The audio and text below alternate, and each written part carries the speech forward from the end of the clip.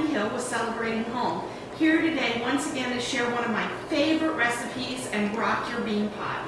I just love the idea of being able to show you, my friends and family and customers, how easy it is to use your bean pot. Well, as we end the summer and head into the fall, I love to entertain. And this is my most requested recipe, my pork chops with apple juice. So of course I have our Venetian bean pot here, and I'm having quite a few people over tonight, so I've got 5 or 6 pork chops here. The first thing I'm going to do is dredge them in flour. Now just a little tip, when you're cooking pork chops in the bean pot, because you're going to slow cook them, pork tends to be very lean, so I like to buy pork chops with the bone in so that they don't dry out quite as much. In addition to the pork chops, you can see I've chopped up a very large onion. So as I put the first couple of pork chops in there, I'm going to layer that with a little onion. And what I love about this recipe is the versatility. You can add as many vegetables as you want or make just the pork chops.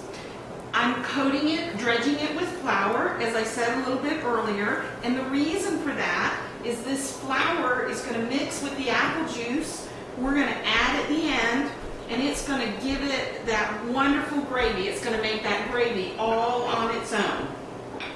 So I've now put in all the pork chops, and then, based on the number of people I have, I'm going to chop up some potato, leaving the skins on. I've used just red potato, and I'm mixing that with some sweet potatoes. Now, of course, if you're cooking for a really big crowd, you may need to use more than one bean pot, just to get those all stuffed in here. So all I'm doing is stuffing just the amount of potato and sweet potato mixed that I want in here. I'm going to salt and pepper my potatoes. So we've got layers of onion, potatoes, pork chops, and then it's quite simple. I've got 2 quarts of apple juice here, and I'm simply going to fill my bean pot about halfway up with the juice, which is probably about 3 cups.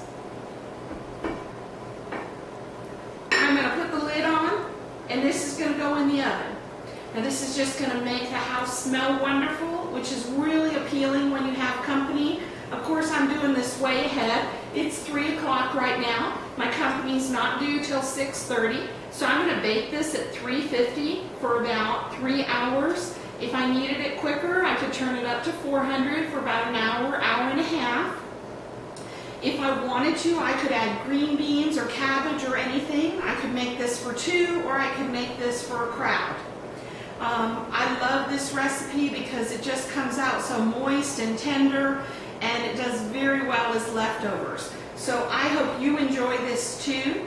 For those of you who may know me as a Florida girl, you might not recognize the background here. I'm currently relaxing up at our North Carolina mountain getaway.